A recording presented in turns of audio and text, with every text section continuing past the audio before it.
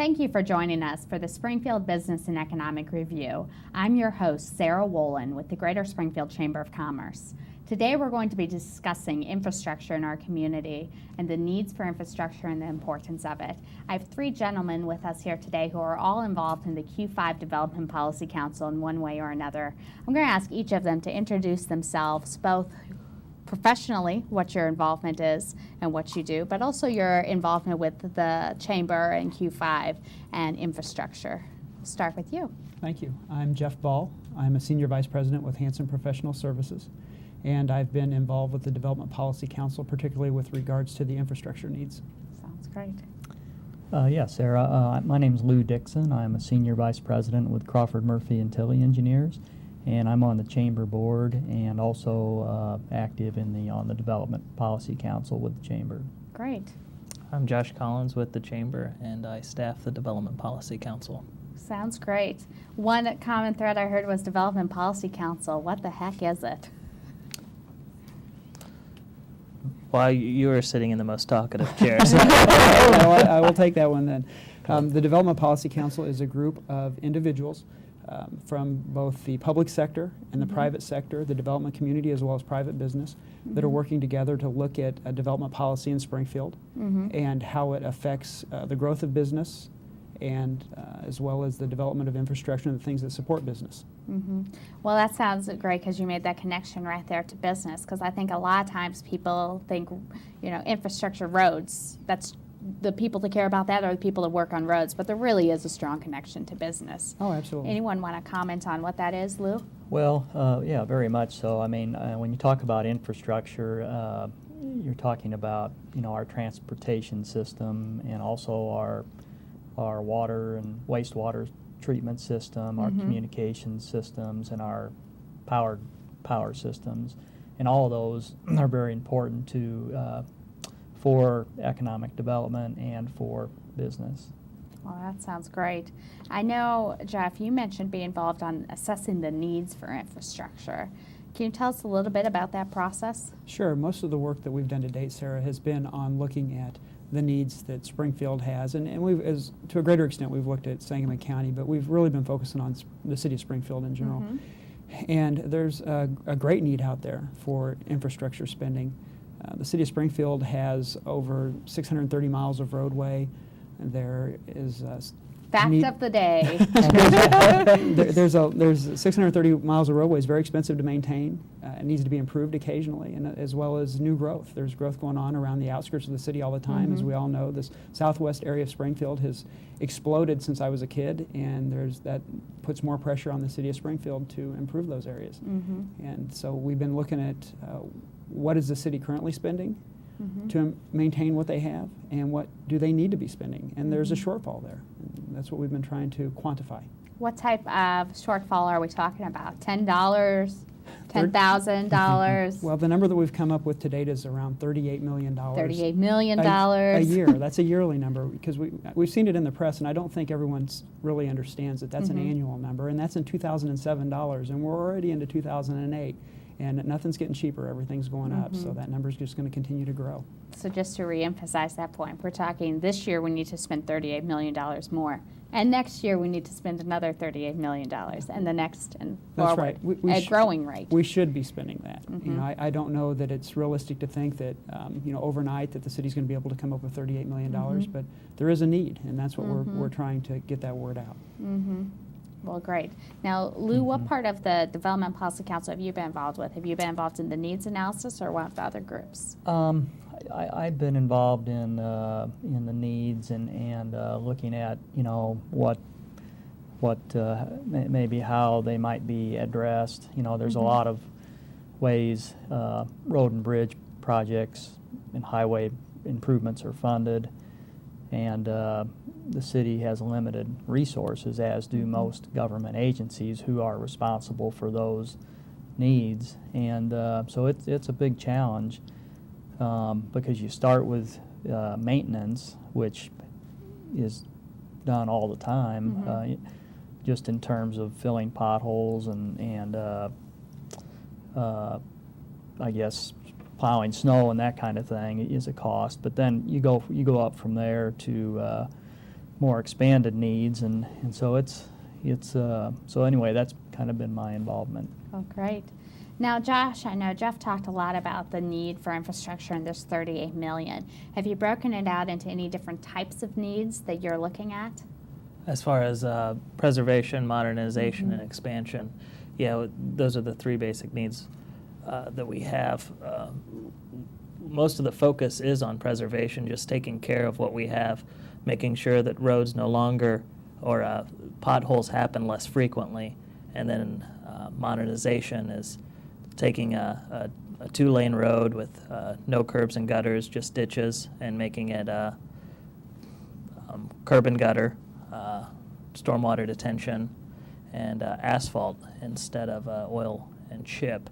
And then expansion is taking a two-lane road and making a 4 or 5-lane road, such as Archer Elevator Road out on the west side. Mm-hmm. I'm sure as individuals who are watching, if they look out their backyard or are driving to work or the store, they probably see some of these roads that need one of those types of things. And so I think it's important for us to recognize that it's all of Springfield that needs to be preserved, modernized, and expanded. We're not talking about one road. We're not talking about one area. We're really talking about all encompassing. Yes.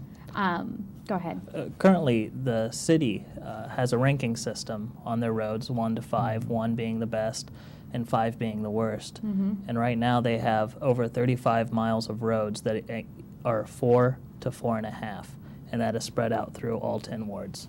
Wow. So these roads need some love. Yes, Yes, a lot of love. They need some love. I think one thing that when I started to learn about infrastructure that was so shocking to me was you can't just go out and do it tomorrow. This takes a lot of work. Even if I had all the money today, I can't build all the new roads tomorrow. I can't do all that. There's a lot of planning involved in each of these. Can one of you tell me a little bit about what some of those planning stages are and why it does have so much lead time? Sure. The most lead time is generally on the new expansions, the expanded system. And we do what we call a phase 1 study, which is a study to determine, we look at various alternatives and try to determine which is the best alternative. Sometimes even prior to that we might do a feasibility study to make sure that it even makes sense. But once you do a phase 1 study and you determine this is the proper course of action and everyone comes to terms with that and is in agreement with it, then you move into what we call phase 2, where you actually start putting the documents together. And depending upon the road, it could take years and years. The new MacArthur interchange out on I-72 is a job that started over 10 years ago in the planning process. So some of these things take a really long lead time. To make sure it all goes right. That's correct. Exactly. That's very important, I think, because as you know, I said, if we even came up with the money today, some of those things might take a while. But I understand some of the things we could get a roll on pretty fast. Lou, what about some of those? Well, exactly. You know, if you think about how you maintain your house, the term preservation means kind of to your house would be like painting your house or fixing the roof. Getting rid of the ugly wall And colors. and you can go out and do that without you know, a lot of planning. But if you're going to and in the case of a road, it would be a resurfacing. You know, you see the city has an overlay program that is done every year, and it's pretty much limited to by the amount of funds they have in that program, or they could resurface a significantly larger number of streets. But it's so the preservation type work can be done in a much quicker manner, whereas an expansion, you know, you take a look at like Veterans Parkway, and the story behind that is it took from back in the 50s through to the into the 90s to plan and engineer and design and construct that entire expansion project. That's a great explanation of preservation, and we touched a little on expansion, but how about that modernization? Can you tell me a little more about that, Lou? Well, modernization would be like if you were going to remodel your kitchen or your bathroom, okay?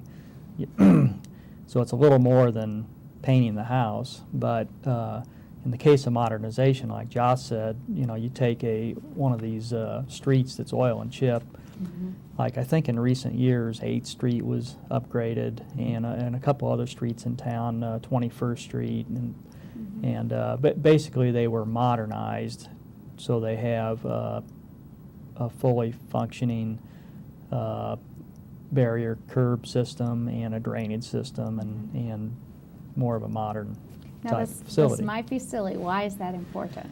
Why do I care if my road is modernized? Why do I care if it's been preserved? Well, a lot of the facilities that are modernized are facilities that are carrying more traffic than they were designed for initially. Okay. It might not be enough traffic that they need to be widened or additional lanes added, but it's more traffic than an oil and chip surface can handle. So what you have is you have a lot more maintenance needs then, because they Okay. start rutting quickly, because they're getting heavier vehicles or more vehicles. So we go in and we put a better pavement structure in, and we take care of the drainage, which affects the pavement life, and take care of those issues. Okay, so this is really, part of the expansion we've seen here. We see more traffic on certain roads, so they need to be brought up to standards. Sure. That As makes sense. the city of Springfield continues to grow, on the outskirts, there's more and more traffic on the interior roads as well. So that's what we see. We see just a natural growth of traffic volumes. Were you going to add something to that, Lou? Well, no, I think the traffic growth in general is a reason why we need modernization. But it also is it improves the quality of our lives, in general. It makes the streets nicer to drive down, and more, it helps property values and so on. Another aspect in regards to some of these upgrades or modernizations, I've heard a lot about sidewalks and the impact. You talk about improving lives. I mean, if you add sidewalks, curbs, gutters, and a nice paved road to a neighborhood, it can really change it and upgrade it. Sure can. Very much And so. sidewalks are important. They really are. Now, Josh, I know you said you staff this committee in regards to the Development Policy Council. You have some subcommittees that have been active within that. What are those various subcommittees, and what are their focuses? Well, there was 3 main subcommittees. One was the infrastructure subcommittee, which Jeff and Lou were involved in. And that's the one that looked at all the needs. That's the one that came up with a $38 million Annual. annual deficit. And then we had the Land Subdivision Policies and Process Subcommittee, and that subcommittee is chaired by Ed Mahoney, and they're going through a 93-page document, a very technical land subdivision ordinance. And you talk about engineers getting in a room and hashing out numbers and terms and radiuses.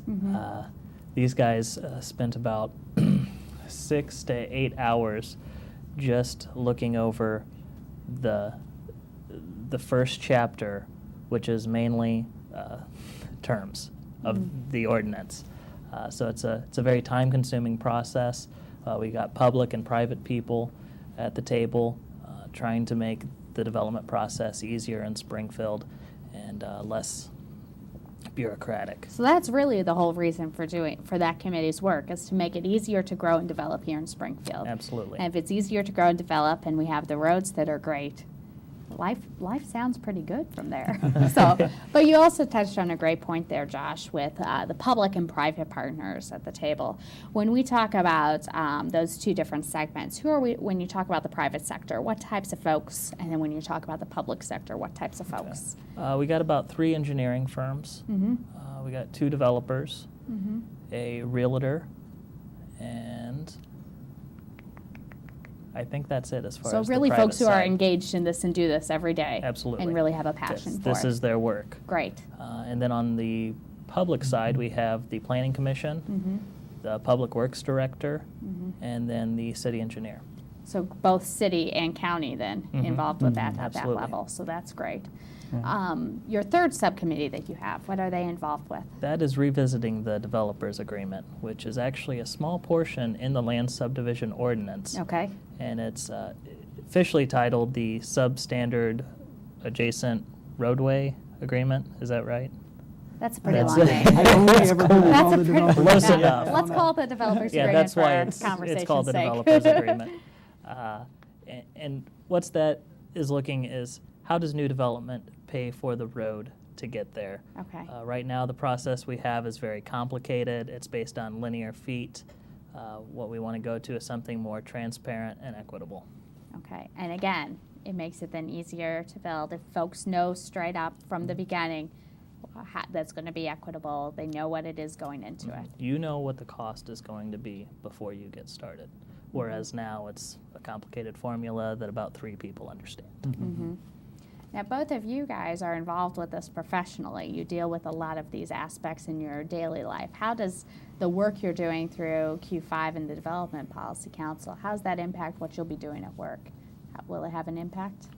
It potentially could. If there's more money spent on infrastructure in the city of Springfield, I'm sure that all the firms in the city of Springfield would benefit from that because there would be projects to do, projects to undertake. So that there would be some benefit, but you know, it's really much more than that because Lou and I, we were talking outside before we got started here today. You know, we're both from Springfield, and so you know, this is much more than just about projects for ourselves and for our firms to do. It's about the city of Springfield and our quality of life. It's about quality of life for everybody that lives in Springfield. Yeah, especially with the weather changes lately. We've all noticed a lot of those potholes, a lot of wear and tear on our cars. And so you're right. My quality of life would go up if I didn't hit so many of those. Well, you know, and this is probably a good time to talk about this, but we've really kind of focused on the roads and the streets because they're the easiest thing to see. But there's really a lot more when we talk about infrastructure. There are the storm and sanitary sewer systems. The airport is a component of our infrastructure, as well as mass transit and the buses. And I don't know if you've noticed, but the buses are getting old. They're really getting old. And they've had better days, some of them, I think. They're have. aging well, though. Yeah. They're aging well, but they're aging. And with higher gas prices, ridership's up. They have the new night service, and so they're doing some pretty great things over at the Mass Transit District. But they are in need of new equipment, and that is an infrastructure need that the city has. And that's an expensive one. It is. Very Yes, it is. expensive. 60% of the buses are actually beyond their useful life. Wow. And there's about 3 or 4 that have almost 500,000 miles on them. Yeah. Goodness. Think about if any of That's a lot us of drove miles. our vehicles that long. I've tried. It doesn't work well. But that goes to show they've taken care of them very well. Yeah, they so have it's a great not as maintenance though they're letting them fail or anything. They've actually maximized the life cycle for many of these. Yes, they have. And support will be needed then But to move eventually, forward. they'll get to a point where it costs more to maintain them than it would to just buy a new bus. Yeah. And buses are expensive. They sure are. Yeah. Yeah, well, I might add, you know, one of the problems with funding infrastructure is that it's, well, like Jeff said, you know, a lot of it's invisible. You know, it's out of sight, out of mind. So when you have something like that, that is also oftentimes so very costly to deal with, it makes it easy to put it off. And when you do that, you oftentimes regret it later. It's twice as expensive later. It then. costs more, or you've had a failure, or something cave in, or so on, that it can be more costly, or it could be you know, a public health concern. So Well, you talk about things being invisible. I recall within the last month I was driving and the sewer had collapsed on one of the roads in town. Exactly, It's like, yeah. oh, I don't ever think of there being a sewer down there until there's a big hole because it's collapsed. Yeah. So that's a perfect example of that. Right, sewers or water main breaks. You know, you hear about them a lot, and you hear about them in all cities. I mean, it's a common thing, but the upkeep of the infrastructure is important for those reasons. So, Well, it sounds like if you start to address it now, you can stop it before some of those things get out of hand. If you take care of the roads or sewers now, then hopefully they won't come to those failure points. Right. I think it's very proactive as us as a community, especially with business leaders coming forward and saying, let's talk about this, let's look and see how we can address that. I think that's a great step with it.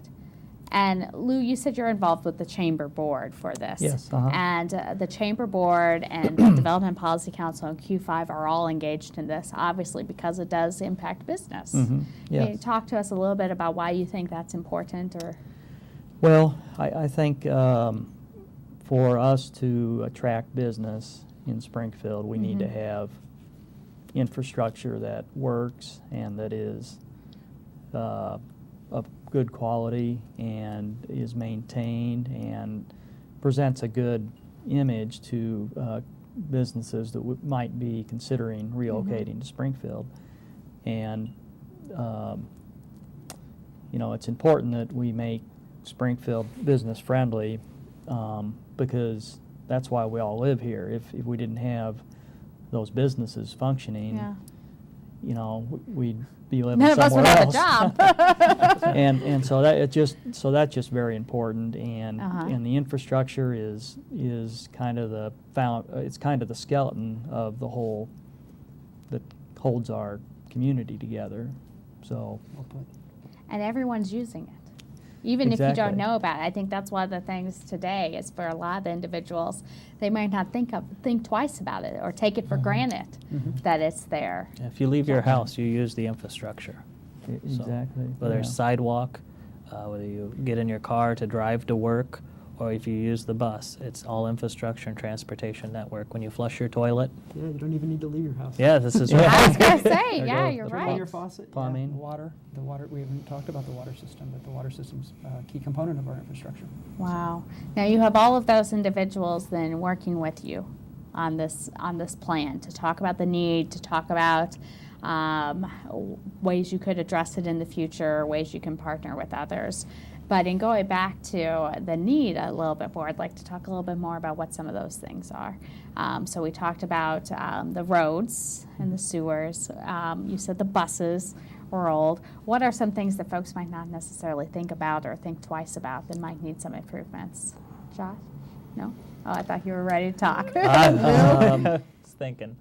I think my comment would be that, you know, it's this preservation, modernization, and expansion, whether you're talking about the water treatment system or the transportation system or the bus system, and you can point to projects around town that have occurred, you know, that have been very important to the development of Springfield. For example, the new MacArthur extension that's not open yet, but once it is, You can see it. you know, and you look back at the Stanford Avenue project and how that's opened up the south side of Springfield, Veterans Parkway years ago, the 11th Street extension out to the university campuses. And then you know, you talk about the power plant and you know, that piece of infrastructure. Now that's a little bit different in that it's a public utility, but it's still something that is needs to be paid for and will help our community grow. So. Yeah, I think an important thing to point out is when we came up with a $38 million figure, that didn't include a lot of the big ticket items that you see going on around Springfield right now, like the MacArthur Boulevard project, because those projects are so large that they generally will get federal money. Okay. Senator Right. Durbin's been very kind to Springfield and has allowed us to move forward with a lot of these projects, so those weren't included in there. These are just the expenses, the $38 million. These are the ongoing The type ongoing things. things, correct. It's not the big ticket items.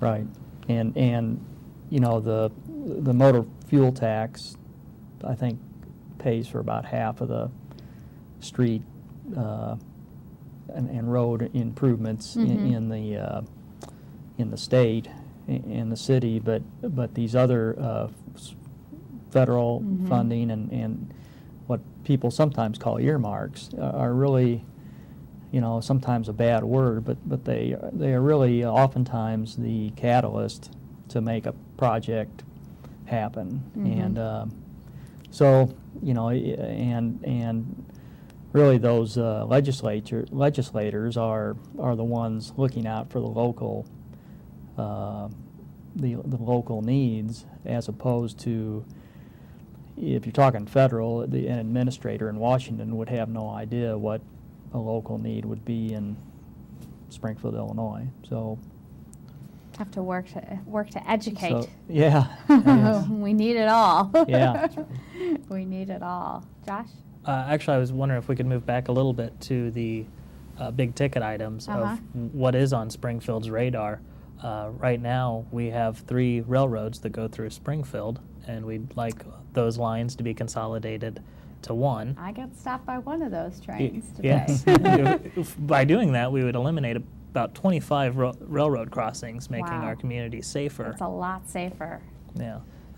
If we were able to do that, we could get maybe one of the lines out of the medical district and allow for a little bit more expansion, and that part of the economy.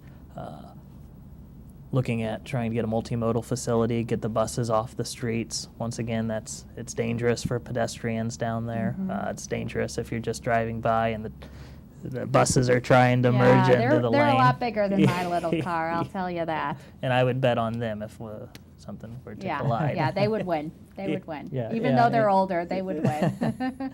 And, those crossings, I mean, the time lost sitting at a crossing and also the fuel that's wasted when people are stopped those are other important reasons to try to get those barriers consolidated. So Now, some of those major projects, just to reiterate, are not included in 38 million annual unmet needs that Jeff referenced earlier.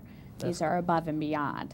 Correct. So I don't want people to think that, oh, well, we didn't really need that extension on MacArthur. We could have put that towards fixing the potholes. Those are really separate funds funded separately from a separate source. Absolutely. Any other of those big ticket type items, Josh, Ooh, that come to there's mind? the Sugar Creek. Is that the one that's expanding or modernizing? Then there's another one. Is it No. The other.